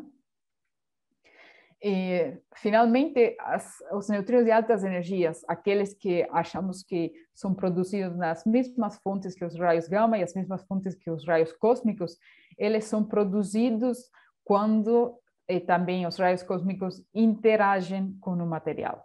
Os neutrinos, eles não vão ser acelerados, né, como os raios cósmicos, porque eles...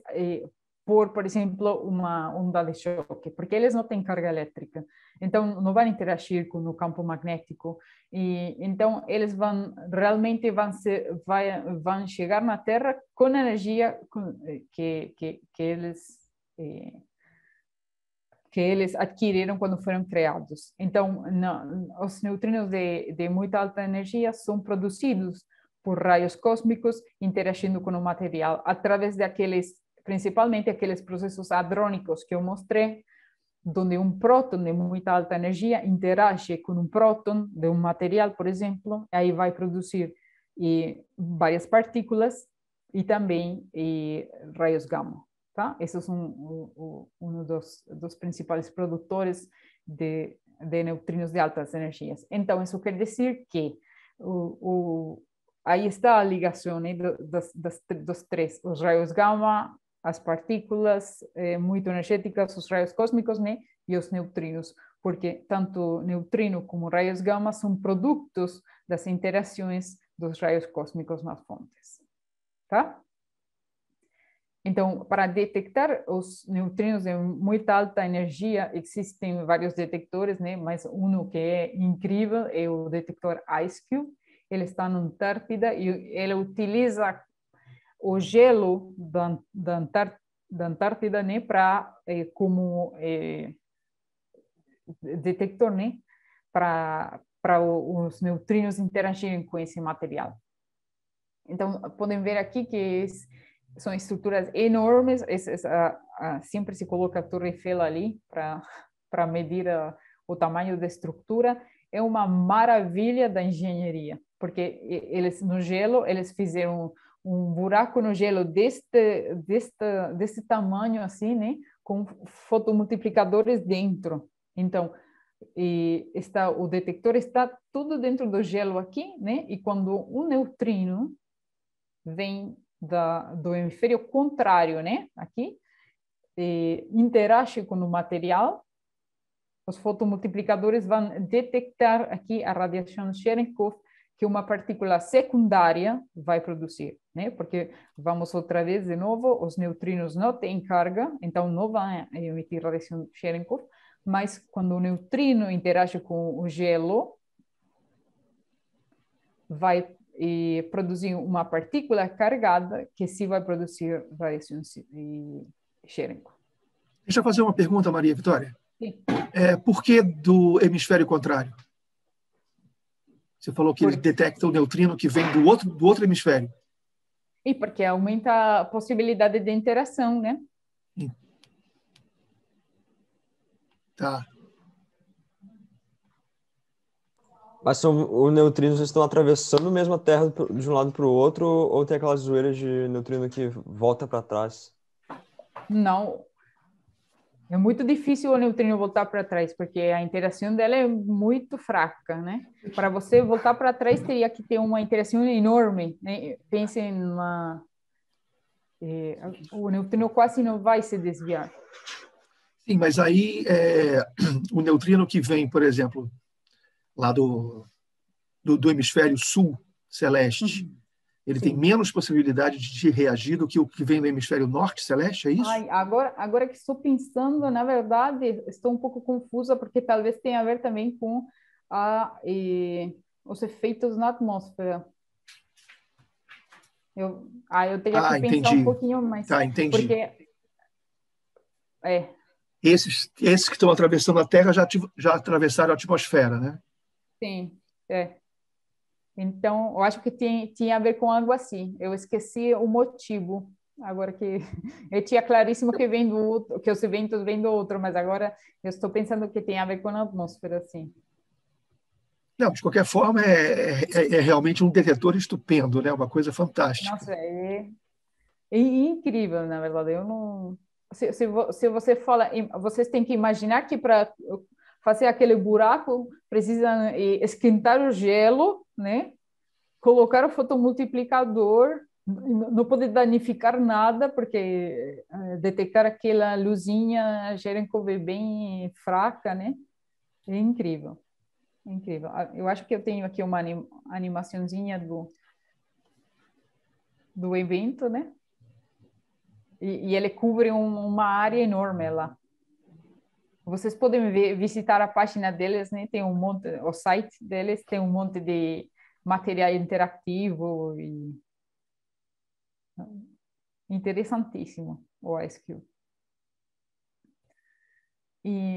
Então, só para falar sobre quais são as fontes de neutrinos de muito alta energia, a gente ainda não sabe, mas tem muitos candidatos. E, de fato, tem um evento de um neutrino de muita alta energia que coincidiu, um evento que é uma detecção, né? Uma detecção de IceCube que coincidiu com a detecção de uma emissão gama de um blazar, né? Um blazar é um destes sistemas que eu mostrei anteriormente, um núcleo ativo de galáxia, né? Que está observado diretamente com o jato na nossa direção, né? E este neutrino acreditasse que foi produzido neste tipo de fonte. Então, estas fontes, na verdade, não é uma surpresa, porque estas fontes produzem muitos raios gama, então são candidatos muito bons para produzir raios cósmicos de muita alta energia e, nas interações, também os neutrinos de muita alta energia. Mas, por enquanto, temos um evento confirmado e temos que esperar, né, que se colete mais e mais eventos, porque este também o número de eventos aumenta, né, com o tempo de, chama-se aqui o tempo de integração, mas é o tempo que o detector está funcionando, né? Isso é uma, vamos dizer, uma vantagem de todos estes grandes detectores que você pode deixar lá, né, e esperar, e vai aumentando o número de eventos e vai aumentando a señal por cima do ruído, né? E aí você vai fazendo mais e mais descobertas conforme tem mais informação, né? Mas tem que ter paciência bom, isso. Mas este evento é maravilhoso também, né? Porque mesmo que um tem candidatos para fontes, precisa de ter confirmações, né? E esta é uma, podemos dizer, pelo menos, um neutrino de alta energia foi produzido num blazar conhecido e emissor de raios gama. Bom, eu acho que já terminei esta segunda parte da aula. Eu vou parar de compartilhar. Eu tenho uma atividade preparada para nos divertir um pouquinho também com estes temas, mas vou ver a ver se vocês vão virar um pouquinho mais interativos. Eu posso mandar um PDF aqui pelo chat? Pode sim. Eu vou mandar para vocês. Isto são umas questões de verdadeiro e falso, e a gente pode fazer junto. Algumas que eu selecionei, as outras talvez precisam de um pouquinho mais para vocês pensarem um pouco mais. Vocês topariam de fazer a atividade? Com certeza, claro. Ele não pode dizer não. Para acordar um pouquinho, para terminar, discutir um pouquinho também das coisas. Estou procurando, porque falar e procurar o documento não estou conseguindo. Tem que ficar quieto. Questões aqui. Tá. Bom. Aí, se vocês podem descarregar o documento, é um PDF. Eu vou fechar isso aqui.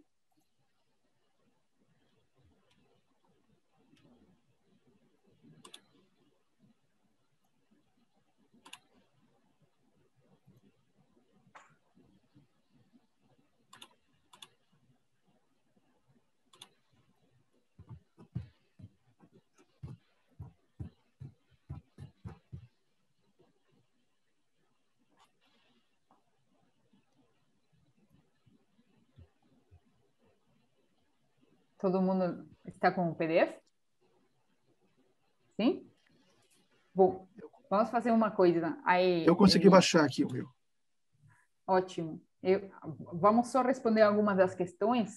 Vocês gostariam de ler as questões? Eu falo o número da questão, algum de vocês lê e também tem que responder. Não a mesma pessoa, Beleza. né?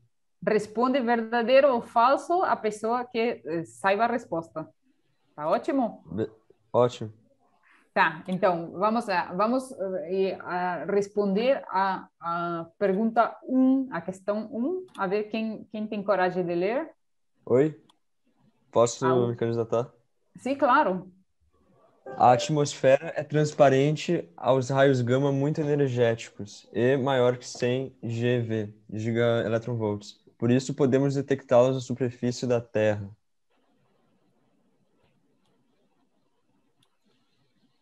Então, você entendeu a pergunta?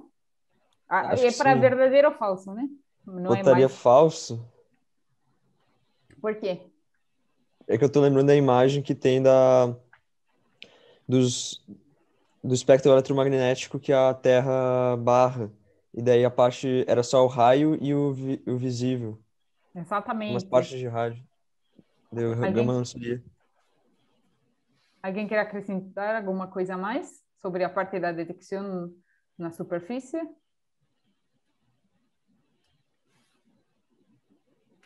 Detectamos os raios gama na superfície? Sim, mas é indiretamente, né? O que detectamos na superfície é a emissão Cherenkov, ou emissão, não importa o nome, né? Emissão azul, que é produzida na interação desse raio gama na verdade, essa interação é a que absorve e bloqueia o raio gama, né?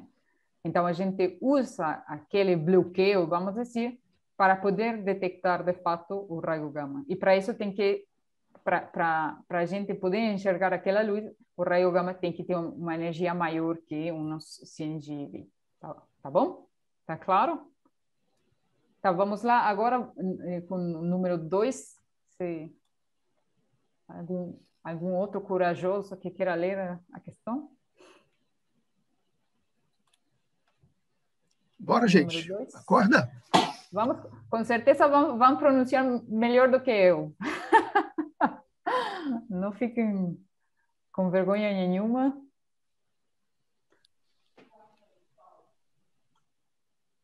Bom. Se ninguém vai se candidatar, eu vou apontar, hein? Vamos generar aqui Eu posso ir? Pode, claro. Claro. Ah, beleza. A energia cinética máxima de um elétron arrancado por efeito fotoelétrico, um fóton-elétron, aumenta conforme aumenta a intensidade da radiação incidente. Verdadeiro ou falso? É falsa, porque só depende da energia do fóton. Exatamente. Se dependesse da intensidade, não teria nenhuma interação, vamos dizer, entre partícula e fóton. E aí não teria prêmio Nobel para não teria prêmio Nobel para Albert Einstein, porque justamente a interação que prova aquela interação do pacotinho de energia H-nu com o elétron que demonstra que a luz se comporta como uma partícula também. Ótimo, então. Então vamos com a 4. Acho que é a terceira. Ah, não, mas porque eu selecionei algumas só. Ah, Depois tá. eles que vão... porque tem algumas que tem que fazer alguma continha, então, para que este seja mais divertido. A 4.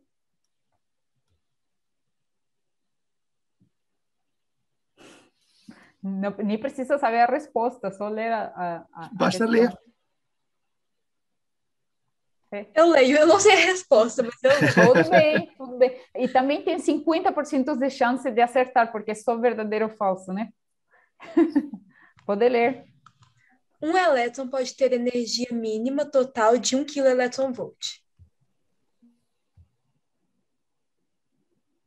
Total. Aí talvez vocês não saibam e tenham que fazer a continha, né?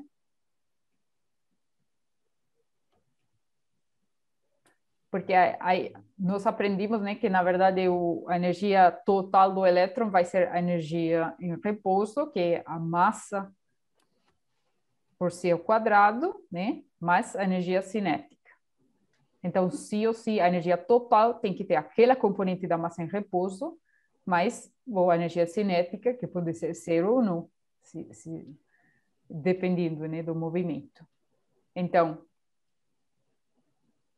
se aquela energia a ver, eu vou ver a questão porque eu não tenho aqui. Então, a energia mínima total de 1 kV pode ser, isso poderia ser se a energia em repouso, né, é menor ou igual a 1 kV.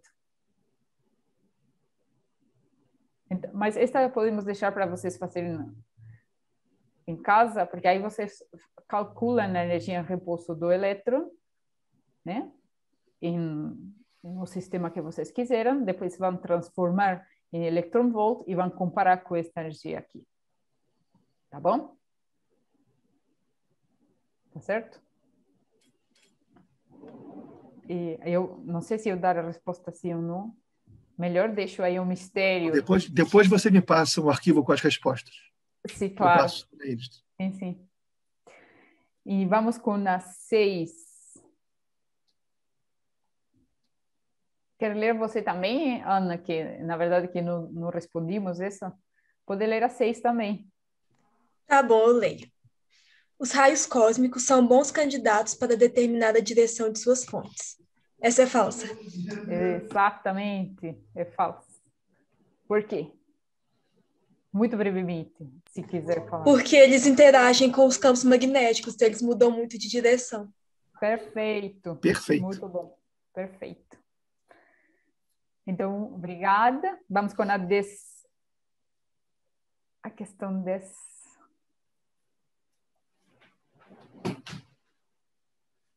Essa é curtinha.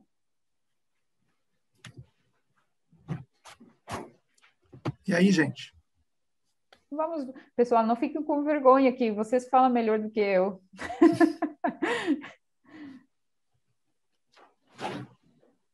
Ô, Jean, está na hora de você ler uma pergunta aqui. Tá bom, então. Vai lá, vai lá. O microquasar é um quasar quântico. Verdadeiro ou falso? É falso, não é? É falso. Já me perguntaram esta pergunta uma vez numa palestra, se era um quasar quântico, mas não é, porque um microquasar é um sistema que tem uma estrela, um sistema binário com uma estrela companheira, parceira, você diz? Ou companheira Sim, também? É isso mesmo, tá bom.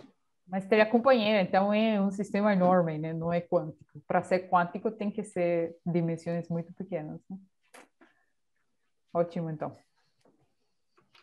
Então vamos a ver a 11.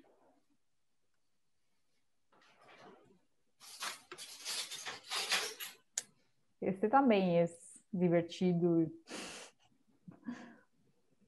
É curtito.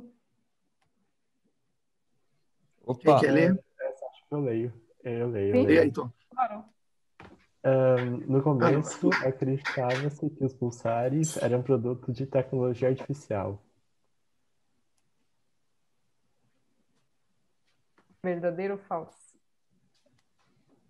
É verdadeiro, não é? Que colocaram Little Green Man, LGM.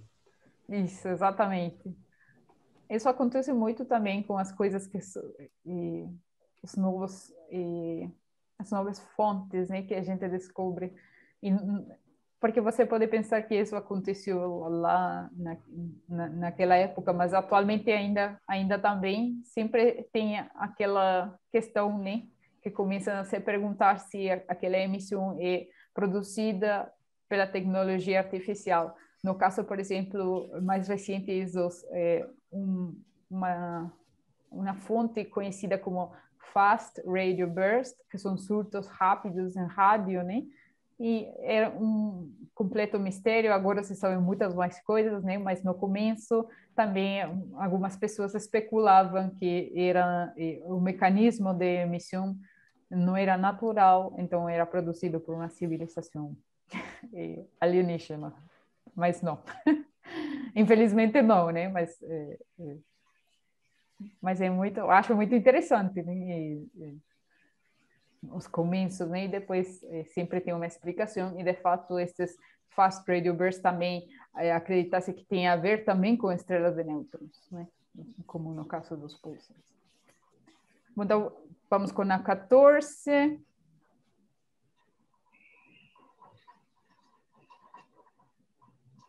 Opa!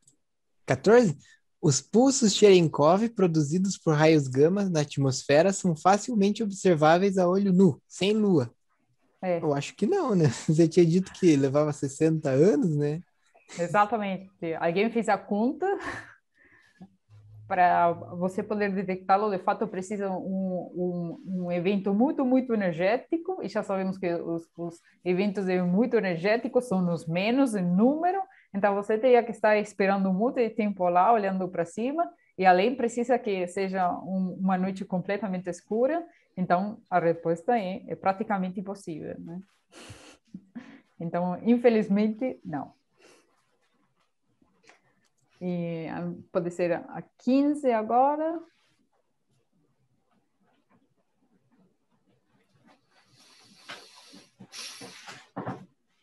Isso é fácil, gente. Opa! A 15. Os neutrinos mais energéticos são acelerados em ondas de choque em fontes astrofísicas.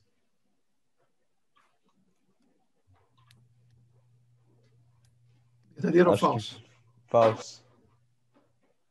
Por quê? Por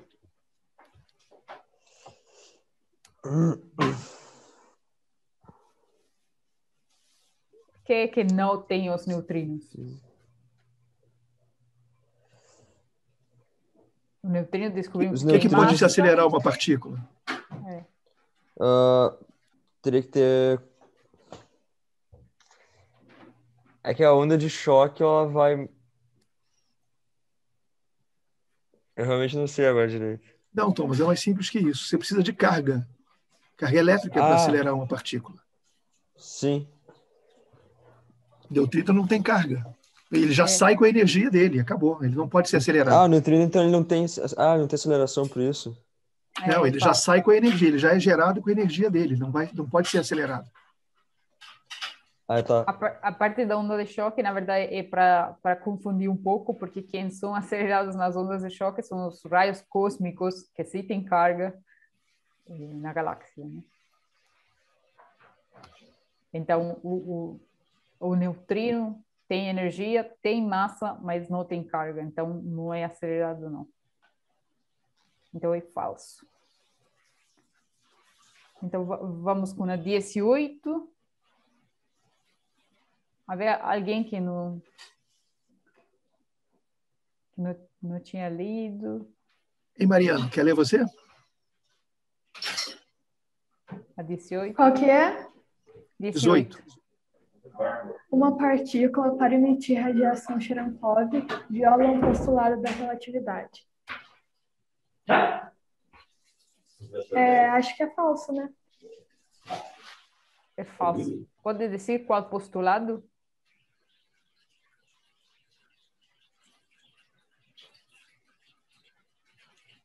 Alguém lembra mais ou menos? De que postulado poderia estar falando esta questão? O que fazia uma partícula para emitir radiação Cherenkov? Ela tinha que ter uma velocidade maior do que quê?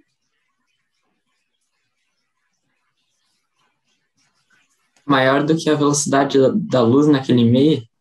Exato. Perfeito. Exato. Mas isso não está violando nada, porque a velocidade da luz no vácuo é a velocidade maior, né? Que nada pode ter a velocidade maior que a velocidade da luz no vácuo, não no meio material, tá? Então, você, para emitir radiação Cherenkov, precisa sim ou sim do meio material.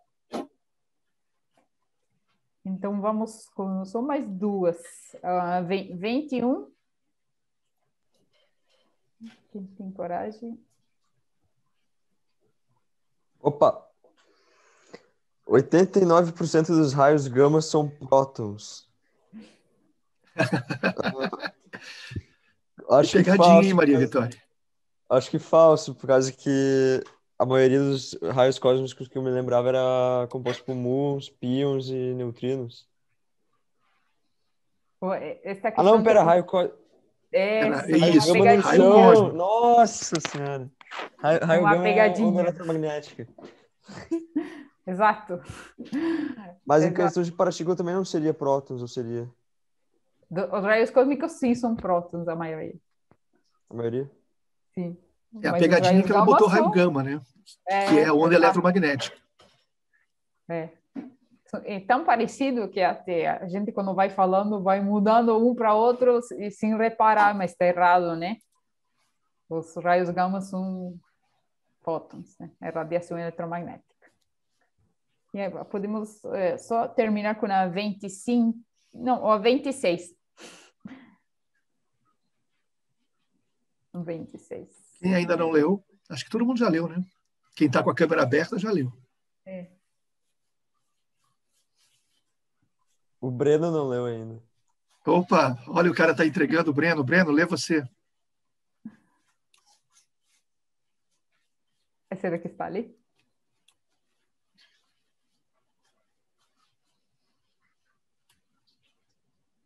Breno.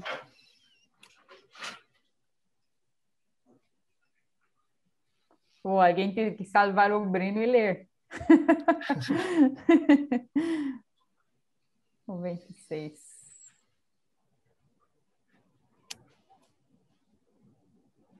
Gente, Bom, só lembrar da aula. Ela acabou de falar isso, bem recente.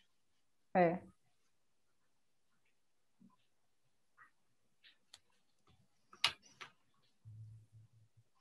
Última chance, Breno.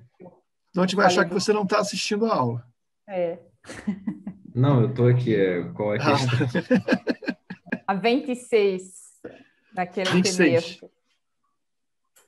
Tá. O número de eventos detectados na Terra de raios cósmicos é maior que o número de eventos de raios gama. Obrigada, Breno. E a resposta é verdadeiro ou falso?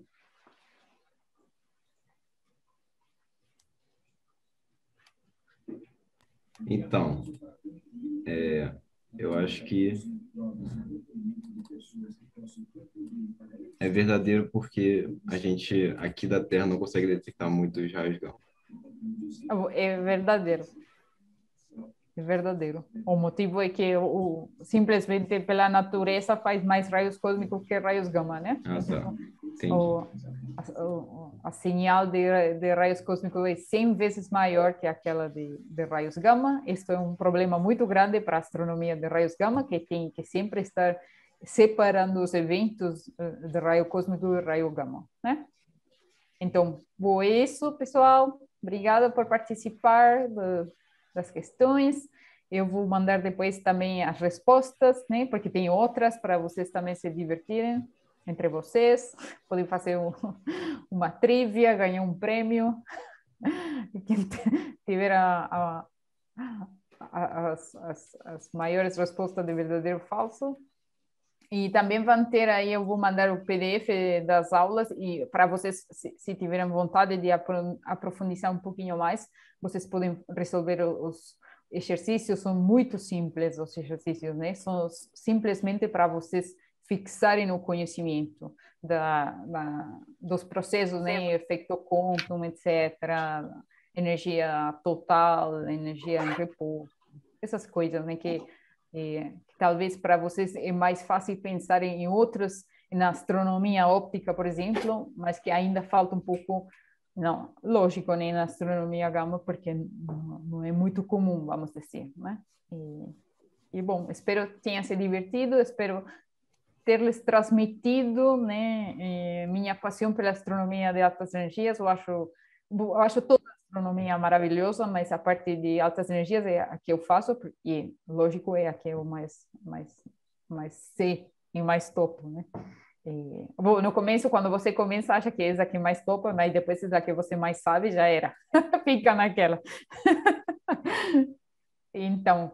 Muito boa aula, Maria Vitória. Muito obrigado mais uma vez por ter abrilhantado o nosso treinamento. Obrigada, e para vocês também. Obrigada a vocês também que estão assistindo aí. Foi muito boa aula. Muito obrigado a todos. Assim que tiver a gravação, eu coloco lá no Classroom para vocês, depois coloco a apresentação e as respostas. Mas antes eu vou deixar vocês tentarem fazer. Sim. Depois é que eu vou liberar as respostas. Ótimo. Bom, pessoal, muito obrigado, Maria Vitória. Muita sorte, né? Muito sucesso para todos ali. Eles já são estudantes de grande potencial. Sim, com certeza. Parabéns a todos. Gente, boa noite a todos. Boa noite. Tchau. Boa noite.